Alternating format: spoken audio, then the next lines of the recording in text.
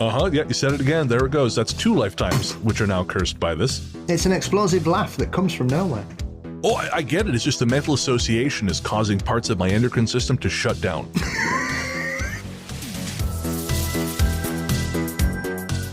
Hello and welcome to Talk Spooky to Me, the Ghost Story Guys mail show.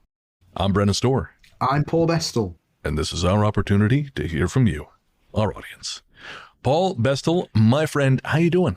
I'm all right. I'm enjoying a week without having visited the cinema 3 times. Yes, because we just passed Celluloid Screams, is it, in Sheffield, their film festival. Yeah, fabulous. I was scared by one of the best Nancy from The Craft cosplays I've ever seen. Literally thought it was her. Amazing. Spit image. I went, oh, you look amazing. And she went, oh, thank you very much. And then she ran off to do a photo shoot with a female Art the Clown who was also terrifying. Very cool.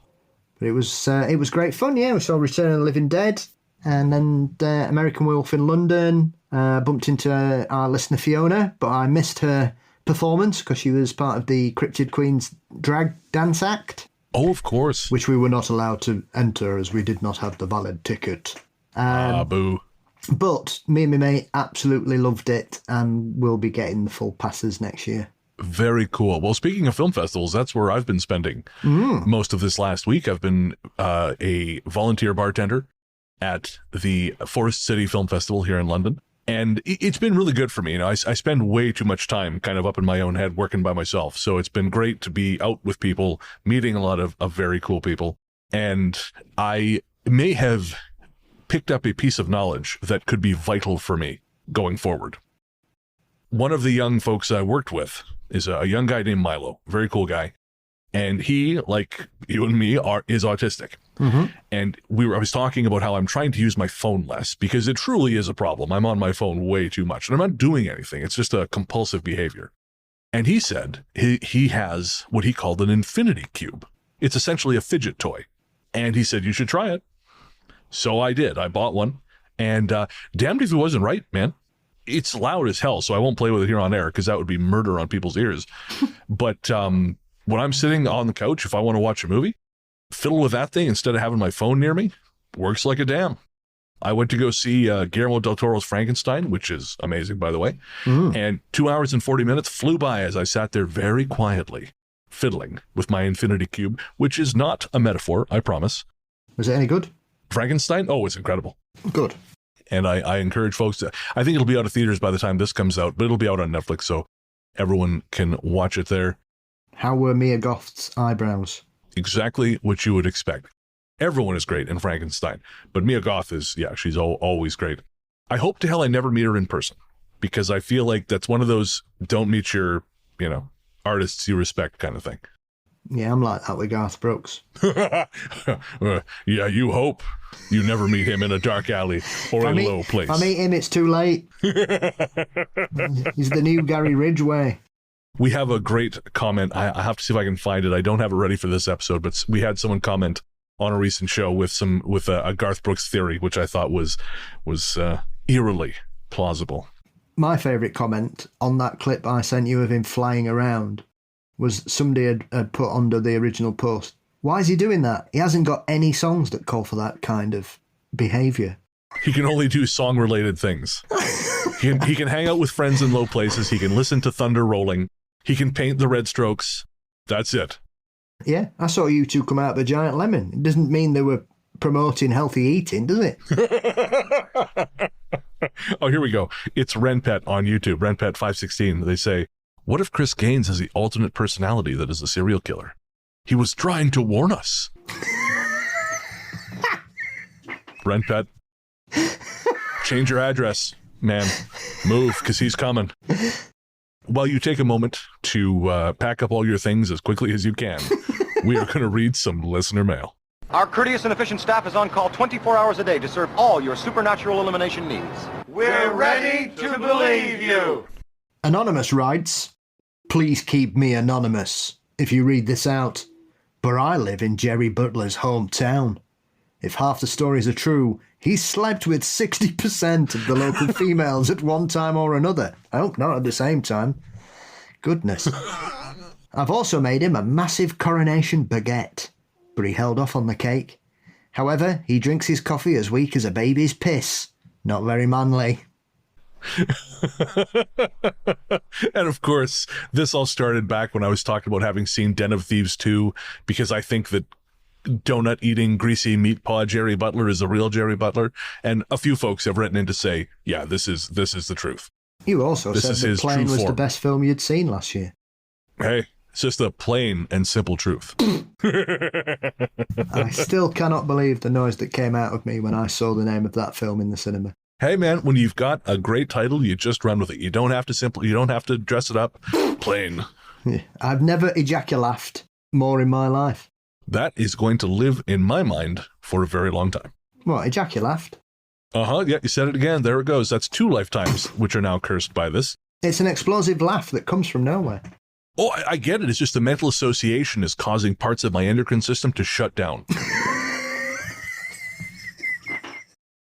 So thank you, Anonymous, for sharing this. If anyone else has any random Jerry Butler stories, again, we're not judging. I don't know anyone he's done dirty so far. He just seems like a very Jerry kind of guy. Again, big Den of Thieves fan. I liked Plane. So Mission Kandahar was totally fine. We are pro Jerry Butler on this show, unless he turns out to be a son of a bitch, in which case, well, you know. Half. Okay, we're half a pro Jerry Butler show. I won't watch him if he were in garden. I wouldn't watch him if you were on security footage breaking into my kitchen. From Jerry Butler, we go to Laney Keene 5613, also from YouTube, commenting on our First Responders versus the Paranormal Part 2 episode. Laney Keene says, late to the party, but my dad is a retired fire chief. He brought so many things home from the firehouse. I'm positive they attach to the first responders more than we know. I had too many experiences growing up from him bringing things home into a newly built house. And that is fascinating, Laney Keene. Thank you so much. I do wonder about that sometimes. You know, like first responders must brush up against so many different kinds of strangeness. I always wonder if any of it ever follows them home, and apparently it does. I wouldn't be surprised, because obviously that's probably the profession that's the most consistently close to death that any of us have. And so you would imagine on occasions things may get tethered to someone coming to help. I remember growing up, the funeral home in Revelstoke is right on Mackenzie Avenue, so right on the main street. And walking past it, my mom, as I recall, always used to joke that the place gave her the willies. You know, it was kind of creepy. And she said, I don't think I'd want to work down there. I mean, she's changed. She's very much into weird dead shit now, as our visit to the Museum of Death proved. But at the time, she was always kind of like, I don't think I'd want to work in a place like that. I feel like it'd be spooky. And I actually think being around dead bodies is probably the least spooky thing, or least spooky line of work, because I assume that whatever's happened, they've moved on, and you're just left kind of with the packaging. You'd hope. That's what Garth Brooks told me, at least. I was disappointed that when you said that. I thought you were going to suggest that they'd in their later years had decided to open their own mortuary. You know, I wouldn't put it past her. I have encouraged her to kind of go into some kind of related field. She watched body snatching. Well, again, wouldn't put it past her. She watched the embalming video at the Museum of Death way too long and with way too much interest. Might sound a strange question. Have you ever been in the same room as a dead body? Yeah, several times. I think the first time, as with anything, is always the hardest. It is a strange thing, I have to say. Oh, 100%. Yeah, the first dead body I saw was my maternal grandmother. And that was a very strange experience. It was just, as you say, just they're there, but they're not.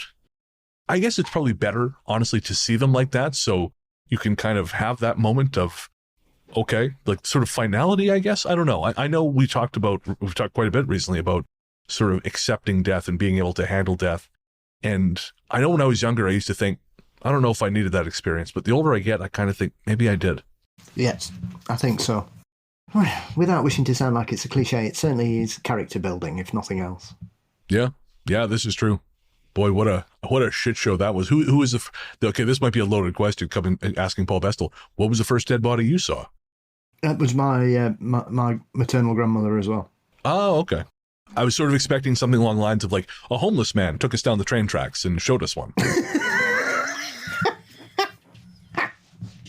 No, we were never that quick round our end to see the bodies on the train tracks. That's fair. Oh man, Nick is actually, I think I've told you this before, Nick is working on with a volunteer organization out of the UK that helps identify bodies which are unidentified. So they're not necessarily, sort of like almost bodies missing their families. Yes. In effect. And one of them is from your neck of the woods, from Totley Tunnel. And that ended very badly. And I can imagine not being in a rush to go see the outcome of that. You often see people complaining about trains being delayed because someone's lost their life on a track or on the underground or whatever. And you just think, get a grip, you know? Somebody's passed away here. Calm down. And the other thing is, like, some people complain, oh, well, train drivers should just get on with it. Get on with it? What are you talking about? What are you talking about? You've no idea. That will stay with somebody for the rest of their life. It doesn't matter how much counselling, trauma support they get. Nobody wants to go through that. So God forbid anybody that has to deal with the ramifications of that incident, those kind of incidents. Right, let's lift it up. Yes, let's. B_Nolan74 on Spotify says, when you guys were talking about American horror films, it got me thinking about the first horror film I ever saw, which was Attack of the Killer Tomatoes. At 4 years old, that was terrifying. It took a long time before I would eat tomatoes or even go near them. I'm glad you're not my brother. I'd have been rolling them under your bed. Putting them under your pillow. Moving them around your room. Yeah, of course. Oh, yeah. Jesus. I have never seen the original Attack of the Killer Tomatoes. I've seen the one with George Clooney, Return of the Killer Tomatoes. Yeah. But never seen the OG. Oh, it's brilliantly bad. Oh, it's not meant to be camp like the one with Clooney? No, it's basically it's done, and its tongue is not in its cheek. It is in the same stable as Attack of the Killer Shrews or Night of the Lepus, where somebody's gone, I've got a brilliant idea for a horror film, and then the reality is, fucking hell, is everyone on crack here? What is going on? I mean, you can tell the budget's so low, there's clearly people just wanging red water over people, and people are being hit. There's somebody off camera just wanging tomatoes at people and like proper hitting them. Like a giant inflatable balloon painted red that looks like a giant balloon painted red. It's outstanding. Like that tomato festival in Spain or wherever it is? Yes. Fantastic festival. But that festival only starts after somebody's clambered up the greasy pole to get the giant joint of meat. The festival can't start until someone rescues the meat first. I feel like that's a description for yet another Jerry Butler film. Tomato heist. Yeah, tomato heist. Jerry. Well, after that, the heist in France at the Louvre, I was like, oh, this is just the plot of Den of Thieves 2. Someone watched Den of Thieves 2 and thought, oh, ladders. Yeah, what a great idea. Yeah. Did you see all those fake French adverts on Etsy? Like people no, which put ones? Pictures of the stolen jewels on Etsy saying, for sale. Like, 10 million pounds. Free shipping. Yeah, who says the French don't have a sense of humour? Not me. Not me. All right, so next up. Oh, actually, no, before we go forward, I'm very curious. What was the first horror film you ever watched? Probably, I would suspect, because I can't actually remember, but I know I was obsessed with all the Universal monster films by the age of 5 or 6. Oh, okay. So I would probably imagine it would have been Dracula or Frankenstein. Both good, both great choices. Or maybe King Kong. Would that have counted as a horror movie in them days? I mean, it was when it came out, apparently. Yeah, I guess. So did they actually scare you, or did you find it fascinating? Did you identify with the monster? I wasn't scared by a horror film until I saw Snow Beast when I was 8. Okay, there we go. And that really frightened me, as did The Legend of Boggy Creek.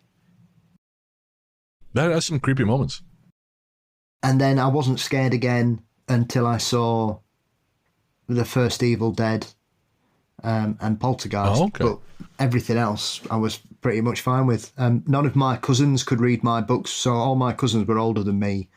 And so when I was like 6 or 7, I had a horror book that I bought from Woolworths in the 1970s, which was amazing, and I loved it, and I lost it.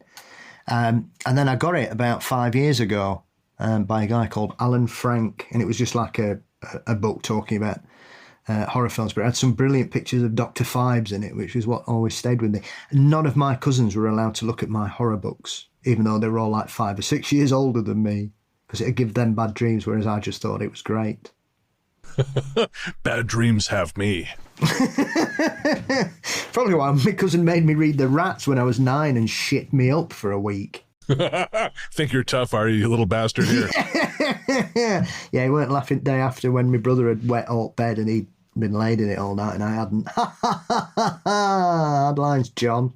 I was worried there wouldn't be a Paul Bestel twist to that story, but we got there in the end. Well, he thought it was my brother.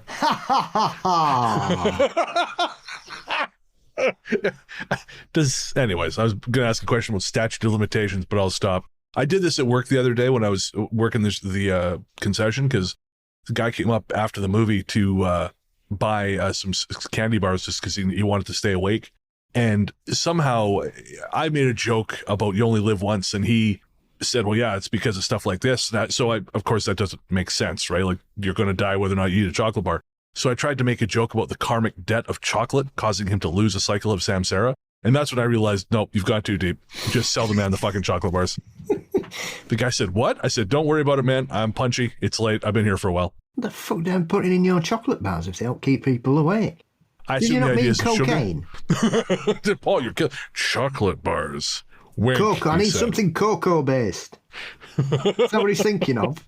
Well, I did wonder why he shoved it up his nose. It seemed very strange. Freebasing Snickers. For me, I guess, what was the first horror movie? I think my mom made me watch The Shining when I was like 7 or 8, and that did it. Yeah, no, I was made of pretty stern stuff, I have to say. It's the ones you don't expect to scare you. Like I said, Snow Beast really frightened me. And then the week later, I saw the Patterson Gimlin footage for the first time, and that made me feel even worse, because then I was thinking, fucking hell, it's real! It's real! Snow Beast is real! And as we know from the internet, Bigfoot is in England. So oh, yeah. Of course he is. In the minds of losers.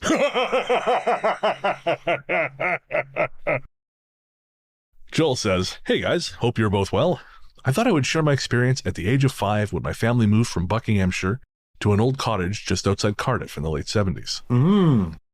The cottage sat on a quiet road alongside a church and adjacent to an inn.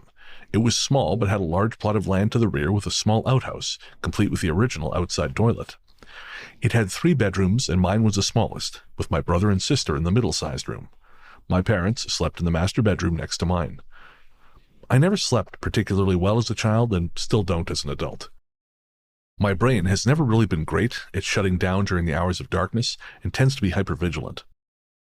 I remember that during the hours of darkness in my little room, very dimly lit by a sodium streetlight through the curtains, I would consistently experience a dark shadow move around and over my bed.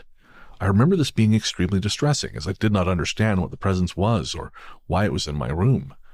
It could have been my mother or father checking on me, but the feeling of unease that I remember getting, and the fact that the door to my room remained mostly closed with a very small gap, would suggest this would have been unlikely. I also remember that if I did sleep, I would constantly have the same very mixed-up dreams. In one, I would walk into my parents' bedroom, only to see 2 skeletal, faceless figures lying in bed staring at me. In another, I would see 2 giant hands continuously skipping a rope that I would have to keep jumping over, all the time being observed by a large, disembodied, grimacing face. It seems strange that I remember such things from a young age, but these memories are still very clear to me. I would also experience night terrors as well as sleepwalk, and according to my parents, I was once discovered sitting on the windowsill of my bedroom, 2 floors up, with most of my body outside of the window. I remember nothing of this, and my mother told me how scared she was that I would suddenly wake up and fall to the ground below. After this, I swapped rooms and slept in the same room as my sister. My brother moved into my old room. During the time that my brother slept in this room, he also experienced unusual events during the hours of darkness. After I had moved rooms, I no longer experienced the strange dreams or shadowy apparitions and stopped sleepwalking. Many years later, during my teenage years, my mother told me that she had regularly heard the sound of what seemed to be squealing pigs coming from the end of the garden at the old cottage. The garden was very long, and it was a while before the overgrowth was cleared from this area. The cottage sat on an area of farmland which had been left untended for some years. During the clearing of the overgrowth, a small area of what remained of what had, we later discovered, been an abattoir for pigs. All that remained were remnants of old stone walls and had been unused for some time. I have never been able to find out the history of the cottage or the surrounding land, which has now become a new-built estate. Even now, all these years later, I still sometimes dream that I revisit the old cottage and wake up feeling like something isn't quite right. This feeling will stay with me for a few days. Anyway, I look forward to the next GSG installment and the batshit crazy shenanigans of Brennan and Paul. Until then, take care. Regards, Joel.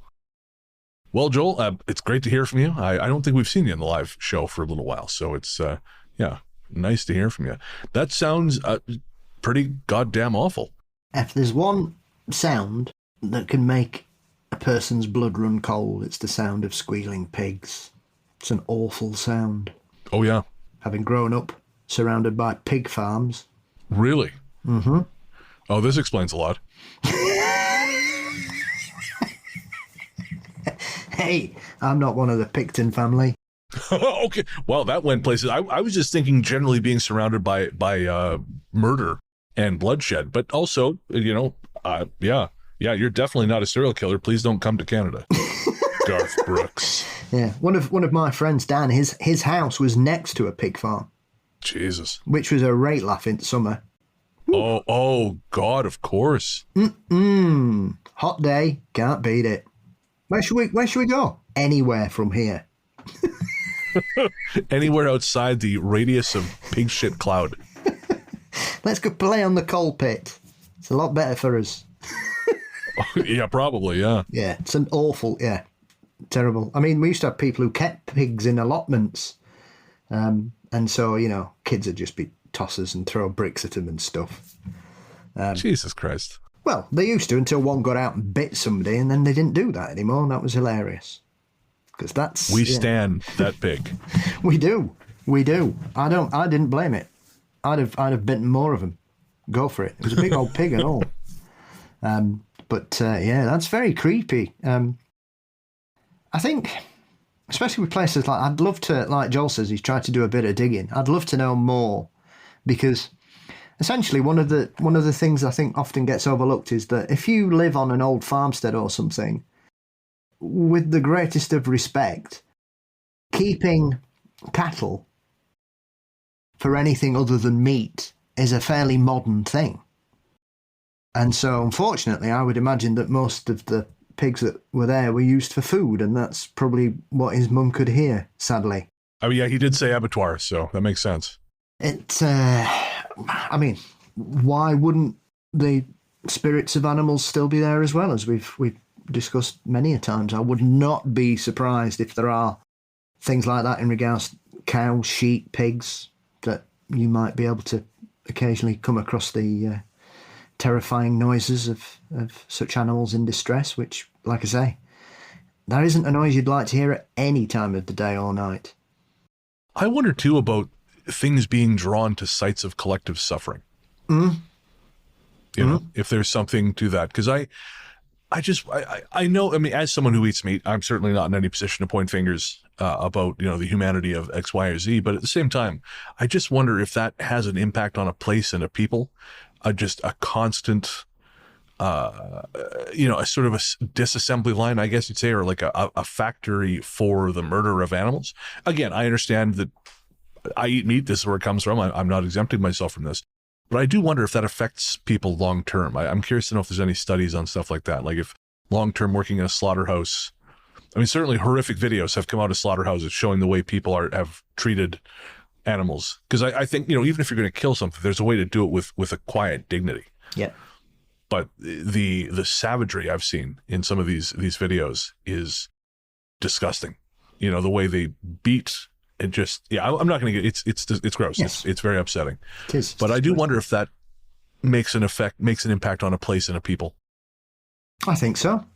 Personally, I think regardless, if you treat any kind of living creature with complete disdain and do nothing to alleviate its suffering, why would it not scar the earth? Yeah. Oh, man. I'm very curious to know if the people in that new housing development have had any kind of experiences. I also think it's interesting that it was always that room that Joel had the people had the weird dreams in. That was one of the first stories I unearthed for Strange was, I think the story's called The Dream Room or something, but it's just one room in a house where no matter what, everyone had crazy dreams. Yeah, they're always interesting, aren't they? Where you'll have one room in a house which seems to be particularly dark or active in a negative way. And for some reason, it doesn't seem to leak out. It's almost like it's completely fixed within the confines of that one particular room. And so what Joel's saying isn't that unique, but I find those kinds of personal experiences the strangest. Because what could it be that would hold them in? And if so, why would it want to be held in? Very strange, like you say, and it affects everybody. So it's not just, an overactive imagination or a child that's perhaps being a little bit attention-seeking or whatever excuse they want to give for children having terrible nightmares. I don't know. But, fascinating, really. I'm just imagining a douchebaggy ghost with agoraphobia. Man, fuck these people, but I can't go outside. I can't leave this room. You come here. I want to scare the shit out of you. Anyway, do you know what vegetarian zombies eat? I do not. Grains. Oh, we're going to take a break for some ads. We'll be right back.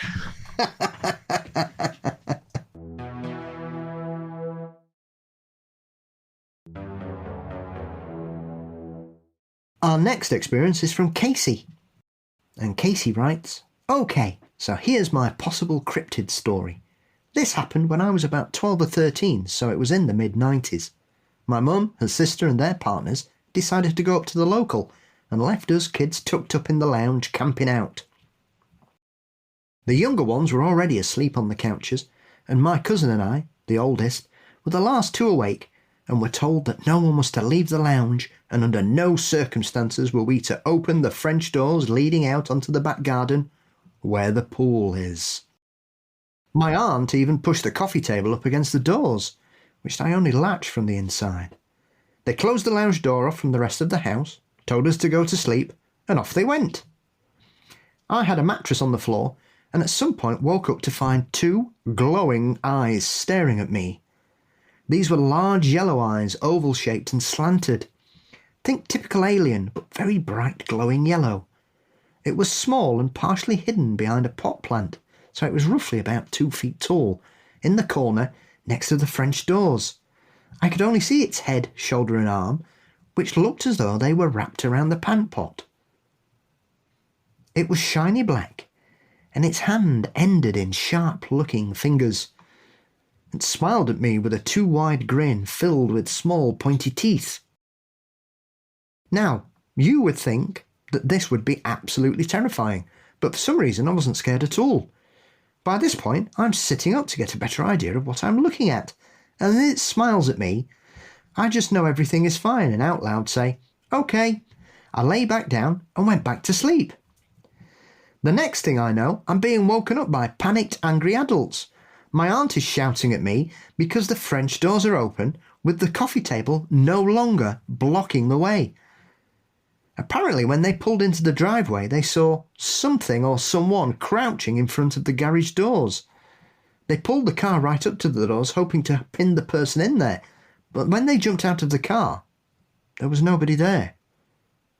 They quickly searched the garden and the house, but couldn't find anyone or anything, just the open doors that had definitely been locked before they left. Now, some info that may help. The house that happened was in a pretty regular suburb and my mum still lives there. It's always been weird, but spooky ghost weird, not actual creature weird. When we first moved in, shit got weird enough that my mum, who's not religious at all, ended up getting a priest to come and bless the house. Weird stuff still happens every now and again, but the creature thing or anything like that never happened again. I'm also unfortunate enough to have had plenty of sleep paralysis moments, and luckily enough to have plenty of lucid dreams, and this was nothing like that. I know that Aliens were basically a 90s aesthetic, but besides the size and shape of its eyes, nothing else matches little grey beings, and it didn't feel extraterrestrial, if that makes any sense. I've always wondered if it was a tokolosh, because of its size, and everything I read about them suggests they're hairy little things, but the thing I saw was shiny black. I remember drawing pictures of the thing for ages afterwards, but unfortunately all my stuff got damp and was thrown out. In my memory of that night, it had a smooth head with no ears, but if I think about my pictures, I remember drawing pointy ears, kind of like an elf, and higher on its head. So, have you any ideas on a creature 2 feet high, shiny black skin, long claw-like fingers, with yellow eyes that glow, a wide mouth, lots of small pointy teeth, maybe even has pointy ears? Could it even have calming telepathic powers? I would be very interested in getting other people's opinions on this. Paul, I was super excited when you mentioned that there was a South African Bigfoot. I did a little Googling, hoping it would be close to my area, and found out there are 2. One is a giant baboon, which is not close to me, and the other one is the Otang, who was supposed to live in Kinsiach Forest, only about 6 hours from Cape Town. Only. I spent a New Year's Eve out there in my younger days, found myself tripping balls in the wilderness forest the next day. I'm very, very glad I didn't bump into an Otang then. Once again, thanks for taking the time to read through this. I appreciate it so much. And thanks for the awesome show. Casey. Well, thank you, Casey. So, Paul, I gotta know, have you heard of anything like that? No, I'm like Casey. My first instance to think of would have been a tokolosh, to be honest. But, as Casey also points out, they're small, hairy things. I mean, could it be one with alopecia? Why not? I mean, the thing about fairies and goblins and trolls is that there is a template that everybody thinks they all look like. But if you look at nature in general, everything doesn't look the same. Whilst they look similar, you know, cats are a prime example. Cats are essentially the same, but they have so many variations in colour, from the colour of their tongue even, the colour of their nose, the colour of their eyes, the pattern of the skin, how big they can get. They're all cats, but they're of such a variety that it would be impossible to categorise them all, I would suggest, because there's such a wide amount. Same as birds, you know. An emu and a sparrow are the same thing, but they don't look anything alike, right? But they're both birds, essentially. So yeah, that's a great point. Why couldn't it be? It may be a hairless tokolosh. It may be a South African cryptid we're not aware of. I don't know enough about African cryptids, and I need to do better for 2026, Casey. Next comes from Brandy. This is a comment from Spotify on our episode Supernatural British Columbia.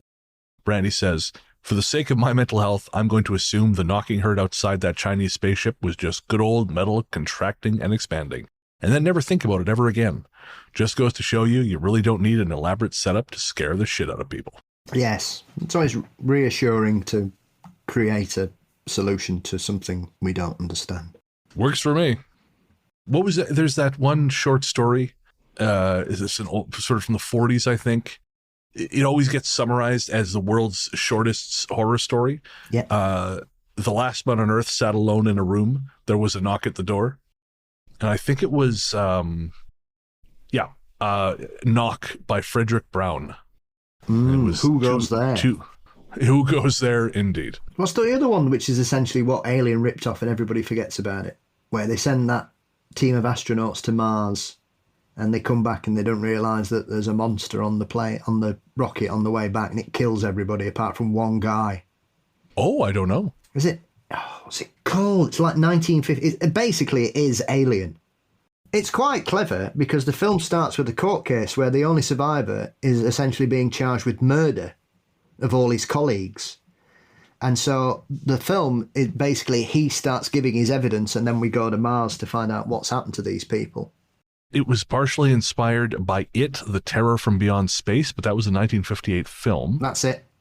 That's the one? Yeah, that's the one. Basically, a team of astronauts go to Mars. Whilst they're there, something gets in, and on the way from Mars to Earth, this creature attacks and kills every other person on the rocket apart from our hero. No kidding. Well, folks, it looks like it is available, at least for a while, in a full version on the Internet Archive. So if you want to go watch it, The Terror from Beyond Space, a colorized version, it is on archive.org. It's one of the most essential 50s science fiction films made. I'll have to check that out. I have never seen that. It's great fun. If you like seeing a man in a rubber suit hit with metal pipes a lot, it's brilliant. You've been looking at my Google history? That's fine. I trust you. It's a joy of shared passwords, buddy.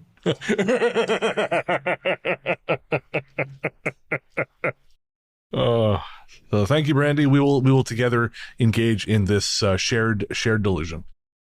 Next up, Dominic, also on Spotify, comments on the Travolta's Ghost episode.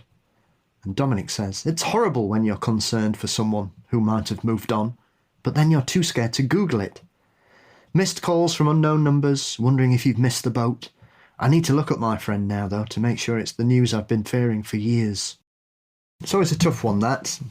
Yeah. I'm very much in the it's better to know than not know camp, but it's still a difficult thing to do. Absolutely. It's one of those strange things, isn't it? It's like having people who've passed away's phone number still in your phone. Yeah. Voicemails, recordings of them. Yeah. I suppose we've got more access to that these days. In the old days, that was it, wasn't it? You might cross their number out of your phone book. Yeah. Or, you used to get them where you'd have them on your phone, little dials and stuff. Your Rolodex, take the page in. Yeah. We had my grandpa's place, even after I moved out, on my landline, I had him on speed dial. I can still remember my grandparents' phone number. And my grandfather died 26 years ago, and I don't think I ever rang a landline from about 1994. So I never rang that number. 382765. The 837-3220. My home phone number growing up was 2 digits different to a local taxi company, so I used to take a lot of bookings in my teenage years. Drunk people on a Friday and Saturday night. They were trying to get Greenside taxis. Unfortunately, they got Teenage Dickhead instead. I love that Wheatus album. We're still plugging that one hit we had 20 years ago. If you come see us, we'll do it 3 times. It's like the Gangnam Style guy. All right, I'll do it again, but after that, no more. No, you don't need to. Sigh. That's it, sigh. I'm down with the K-pop. I know how to hate. You got to know what you don't like, mate. You got to know your enemy. Have you seen K-pop Demon Hunters? I've heard it's great. Okay. I've never heard a K-pop song I've wanted to hear again. Okay, so you're not a K-pop fan. I appreciate it. I understand why people really like it. But on occasions, I've heard some of it, and it's made me burst out laughing. I don't like the tone and the beat. I don't like the vocal. I don't like the speed of the vocal. I don't like the pronunciation. And I don't like the beat. It messes with my internal beat, as it were. Interesting. It doesn't sit comfortably with me. K-pop stops Paul's heart. I don't know what it is. It just doesn't irritate me, and I appreciate it is really good pop music, but I just don't like it. I've not heard anything from any of them. I might be completely wrong. The greatest pop band in the world right now might be a K-pop band, but I don't. I heard a BTS track the first time, and I was like, what?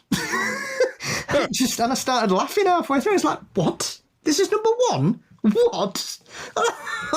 The world's gone. Silver. What's the point? Is what I thought. So, yeah. But, hey, prove me wrong. Send me K-pop bangers. There you go. Send Paul K-pop bangers. I'm not familiar with any K-pop, but I think I mentioned this before. One time when I was back in Victoria, I went to Quasar's Arcade, which used to be one of my regular haunts, and they had gotten this game called Waka, and it's J-pop, but it's like a motion game. So they have a circle of sensors around a screen, and you have to slide your hands up and down the circle of sensors in rhythm with the notes. I can't remember the last time I had that much fun, and I kind of weirdly got into J-pop for a while. So I don't know, it's insidious. But again, I haven't gotten into K-pop yet. K-horror, J-horror. Brilliant. K-pop, J-pop, not so much. And that's the bottom line, because Paul Bestel said so. I always like to be proved wrong and introduce new things. So if somebody can send me something that's banging, I've got very varied taste. This is the thing. I don't understand why I haven't heard anything I really like. So I'm going to call this episode "Send Paul K-pop Bangers." And Dominic, just want to say again, man. I hope that you reach out or find out for your own peace of mind. Yes. Whether I know it won't be easy, but it's just like it's a kind of like lancing a boil. It just frees up psychic energy. As someone who's had to go through versions of this, if it's always on your mind, then at some point it's something you got to deal with. Absolutely. I'll say this, Dominic. Today is the anniversary of one of my closest friends' suicide. Happened 13 years ago, and it stays with me every year. I always look forward to it with great trepidation. I know it's coming, and it's coming. But he was the other side of the world, and we lost touch for about 15 years, and we only got in touch about a year before he took his own life. So don't leave it.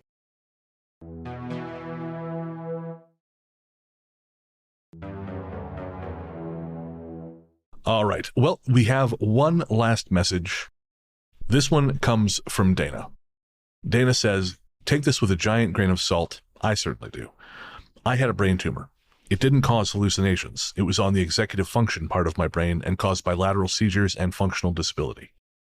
Literally couldn't convince myself to get up to do things, similar to depression.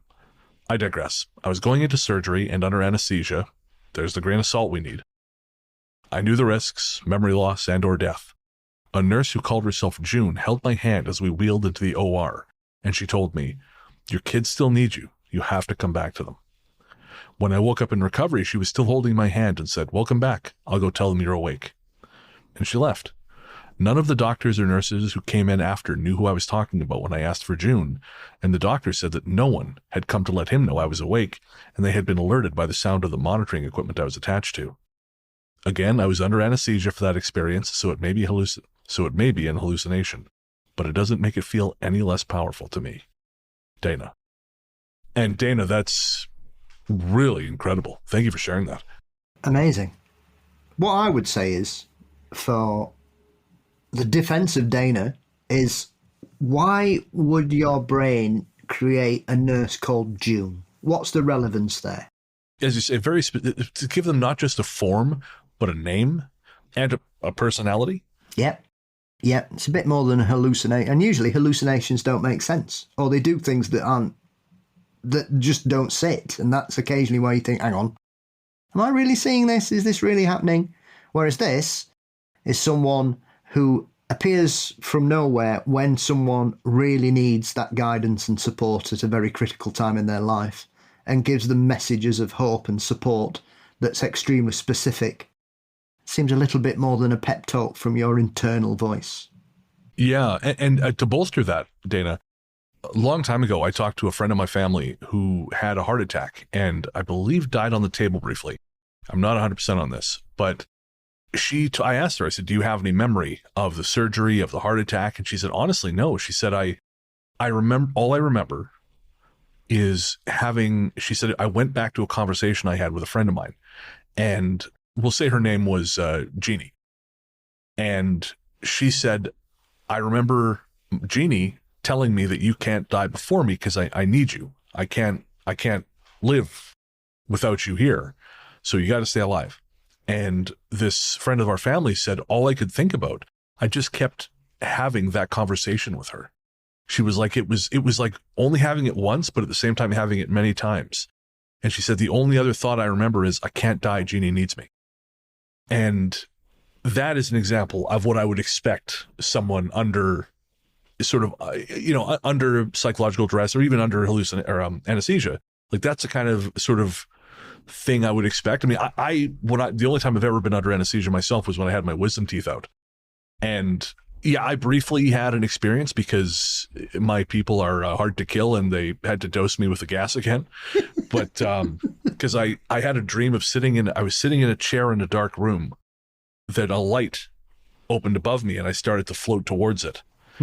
And I mentioned that to the doctor, and he's like, "Oh yeah," he said, "you started to wake up. We had to hit you again." But that was my only experience. Certainly nothing as detailed as a woman named June or anyone who was specifically helping me. That sounds like a little more than a hallucination, Dana. And that sounds like I don't know. It's nice to know someone's on your side.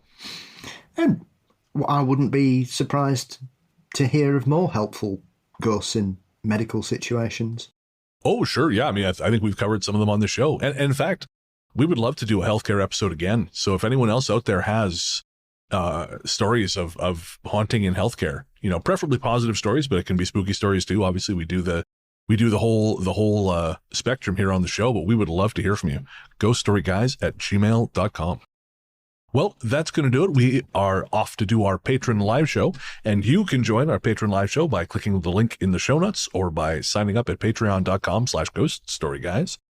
And that's every month. We chat for 90 minutes to 2 hours, depending, about all kinds of nonsense and chat live with you fine folks, which we always enjoy. And speaking of you fine folks, thank you very much for listening.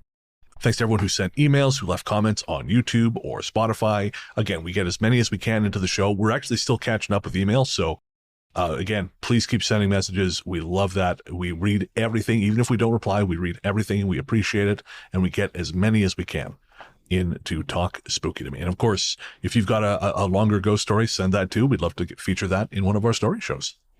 Or if you're in a K-pop band and you've made a banger, send us that as well. Send Paul K-pop bangers. You saw the title of the episode. Paul, my friend, where can everyone find you online to send you these K-pop bangers? You can find Mysteries and Monsters across most social media networks and all podcast sites. Fabulous. I'm Largely the Truth on Threads, Instagram, Blue Sky, and Letterboxd. You'll find my horror fiction show Fear Daily everywhere fine podcasts live. And you'll find me reading audiobooks by myself and Ruth Roper Wilde on Audible. And some other places you get audiobooks. I'm unclear about the distribution, but I'm out there reading Ruth's These Haunted Times Volume 5, and I'm about to start recording Volume 6. So if you want to hear me read some stories by Ruth or my own stories, again, you can find that on Audible. And finally, it would hardly be an episode of Talk Spooky without a song. This time around, we do not have a K-pop banger for Paul, but we do have a banger of another variety. Friend of the show, Steve Hogan, who you know as The Abyss, has returned to music in a big way, not only with The Abyss's new album, Chrome-Plated Heartbeat, which you've heard on previous episodes of Talk Spooky, but now also with Hogan's Ghost, a project he describes as being more traditionally synthwave. The first Hogan's Ghost album, Liminal City, dropped earlier this month, and we are both very pleased to present the title track for that album here. If you like what you hear, don't forget to follow The Abyss on social media and search for both The Abyss and Hogan's Ghost everywhere you stream your music. Thank you, as always, for listening, folks. We will see you next week for episode 227. But until then, we will leave you with Hogan's Ghost.